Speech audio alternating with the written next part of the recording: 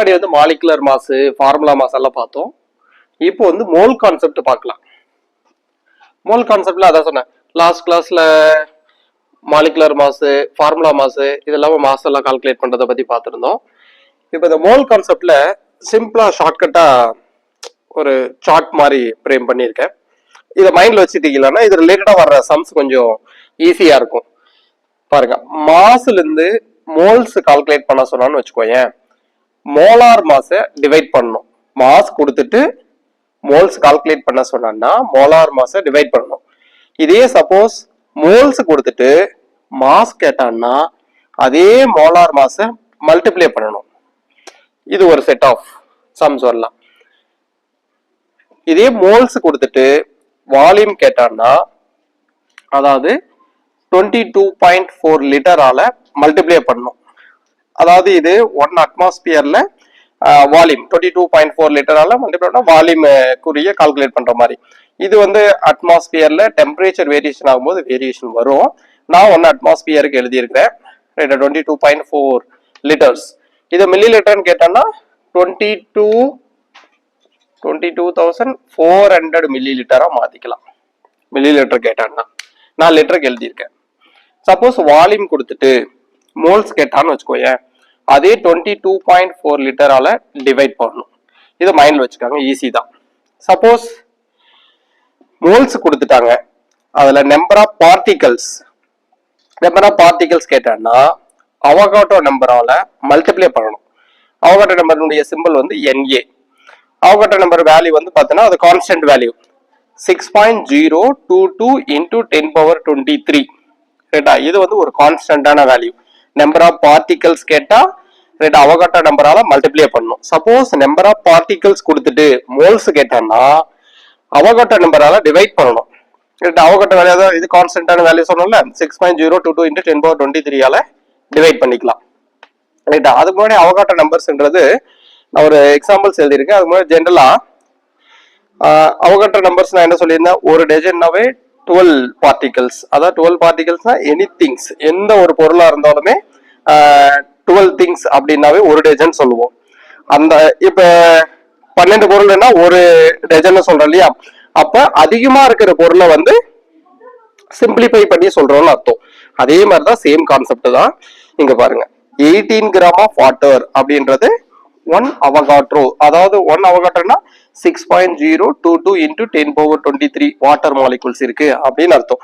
அதாவது 18 கிராம்ல இவ்வளவு water molecules இருக்குன்னு அர்த்தம். இதே 16 கிராம் ஆஃப் மீத்தேன் அப்படின்னா இது 1 Avogadro number of methane molecules இருக்கு அப்படின்னு அர்த்தம். அதாவது பிக்கா இருக்கு, அதிகமா இருக்கிற பொருள்ஸை வந்து சிம்பிளிஃபை பண்ணி சொல்றதா அந்த அவகாட்ரோனுடைய கான்ஸ்டன்ட். இப்போ வந்து நம்ம ஒரு டஜன் அப்படின்னா 12 பொருள் சொல்றோம். இதே 24 பொருள்ன்றது எவ்வளவு டஜன், 2 டஜன் சொல்லிக்கிறோம் இல்லையா, ஞாபகம் வச்சுக்கிறதுன்னு பாருங்களேன். சப்போஸ் மாஸ் கொடுத்துட்டு மோல்ஸ் கேட்டான்னு வச்சுக்கோயேன், மோலார் மாஸால டிவைட் பண்ணணும். இதே வால்யூம் கொடுத்துட்டு மோல்ஸ் கேட்டாலும் 22.4 லிட்டரால டிவைட் பண்றோம். நம்பர் ஆஃப் பார்ட்டிகல்ஸ் கொடுத்துட்டு மோல்ஸ் கேட்டாலும் அவகாட்ரோ நம்பரால டிவைட் பண்றோம்.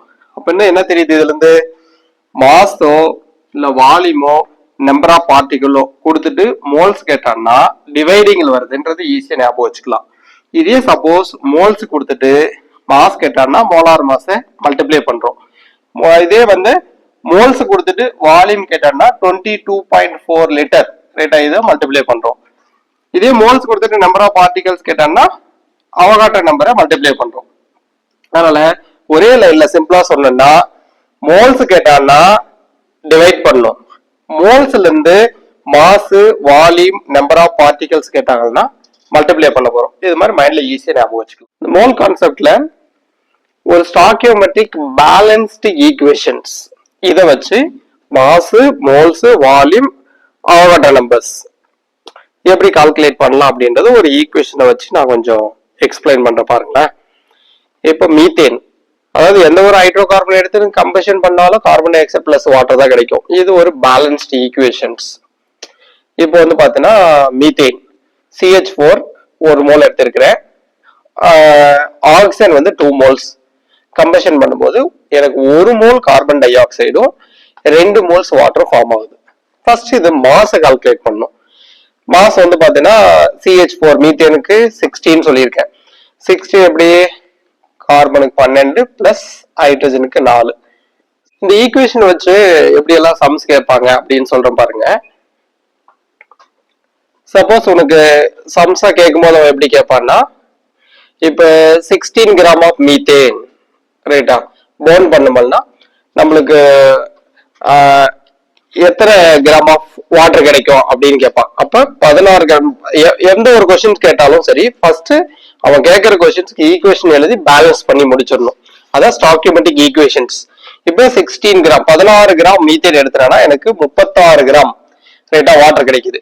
சப்போஸ் இதை அவன் கொஸ்டினா மாத்தி கூட கேட்கலாம் ரைட்டா, 36 கிராம் இல்ல 18 கிராம் ரைட்டா எனக்கு வாட்டர் இருந்தா போதுமானது. அப்ப நான் எவ்வளவு மீத்தேன் எடுக்கணும் அப்படின்னு கேட்டேன்னா, இங்க 16க்கு 36 அப்படின்னா 18க்கு எவ்வளவு வந்திருக்கும், 8 கிராம் ஆஃப் மீத்தேன் எடுத்தா போதுமானது ரைட்டா. அப்படி ஈஸியா அனலைஸ் பண்ணிக்கலாம். இதே வந்து 16 கிராம் மீத்தேன் எடுத்திருக்கிறேன், எனக்கு வந்து எத்தனை லிட்டர்ஸ் ஆஃப் வாட்டர் ஃபார்ம் ஆகும் அப்படின்னு சொல்லி கேட்டாங்கன்னா, இங்க பாருங்களேன், இதை வச்சு சொல்லிடுறோம். 44.8 லிட்டர்ஸ் ரைட்டா.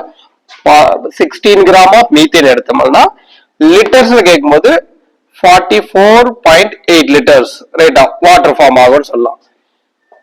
சப்போஸ் இதே வந்து பாத்தீங்கன்னா 16 கிராம் ரைட்டா, 16 கிராம் ஆஃப் மீத்தேன்ல எத்தனை moles of carbon dioxide ரைட்டா ஃபார்ம் ஆகும் அப்படின்னு சொல்லி கூட கேட்கலாம். இப்போ 16 கிராமுக்கு பாருங்க மோல்ஸ் வந்து எவ்வளவு மோல்ஸ் இருக்கு, 1 moles of carbon dioxide. Mass கேட்டேன்னா 44 கிராம் ரைட்டா. இது ஈஸியா அனலைஸ் பண்ணிக்கலாம் ரைட்டா. அதே மாதிரி வந்து 8 gram of methane, 8 gram of methane எடுத்தோம்னா எனக்கு கார்பன் டை ஆக்சைடு ரைட்டா எத்தனை மோல்ஸ் ஃபார்ம் ஆகும்னு கேட்பான். இப்ப 16 கிராமுக்கு 1 மோல்ஸ் அப்படின்னா 8 கிராம் ஆஃப் மீத்தேன் எடுத்தோம்னா என்னது, ஒண்ணுல பாதி எவ்வளவு 0.5 மோல்ஸ் தான் கிடைக்கும். 8 கிராம் ரைட்டா இருக்கும்போது 0.5 மோல்ஸ் ரைட்டா. ஓகே, இதே வந்து பாத்தீங்கன்னா கார்பன் டை ஆக்சைடு 16 கிராமுக்கு எவ்வளவு litres of carbon dioxide form ஆயிருக்கு, 22.4 லிட்டர். இதே வந்து பாத்தீங்கன்னா 11.2 லிட்டர்ஸ் கார்பன் டை ஆக்சைடு எனக்கு போதுமானது. அப்ப நான் மீத்தேன் எவ்வளவு எடுத்தா எனக்கு கரெக்டா இருக்கும் அப்படின்னாலும் அதே 8 தான் ரைட்டா. இது மாதிரி இது கூட மிக்ஸ் பண்ணி தான் வந்து பாத்தீங்கன்னா கொஸ்டின்ஸ் ஃபார்ம் ஆகும் ரைட்டா. அதனால இந்த ஒரு 4 ஃப்ளோ சார்ட் மாதிரி எழுதியிருக்கேன், mass, moles, volume, number of Avogadro numbers எழுதியிருக்கு இல்லையா. இதை வச்சு ஈஸியா வந்து என்ன பண்ணலாம், எந்த கொஸ்டின் கேட்டாலும் நீங்க அதை ஒர்க் அவுட் பண்ணலாம், ஈஸியா கால்குலேட் பண்ணிக்கலாம். இதே வந்து பாத்தீங்கன்னா அவகாட்ரோ நம்பர்ஸ்ல சொல்லிடுற பாருங்களேன். இப்ப 8 கிராம் 8 கிராம்னு சொல்லியிருக்கான். 8 கிராம் ஆஃப் மீத்தேன் எடுத்தான்னு வச்சுக்கோயேன். அப்ப carbon dioxide number of particles எவ்வளவு இருந்திருக்கும், கார்பன் டை ஆக்சைடோட நம்பர் ஆஃப் பார்ட்டிகல்ஸ் அப்படின்னா 1 அவகாட்ரோ நம்பர் சொல்லியிருந்தல. அப்ப 6.022 இன்டூ 10^23. இதுல 16 கிராம் எடுக்கும் போதுதான் கார்பன் டை ஆக்சைடு 1 மோல்ஸ் ரைட்டா 6.022 இன்டூ 10^23 கிடைச்சிருக்கு.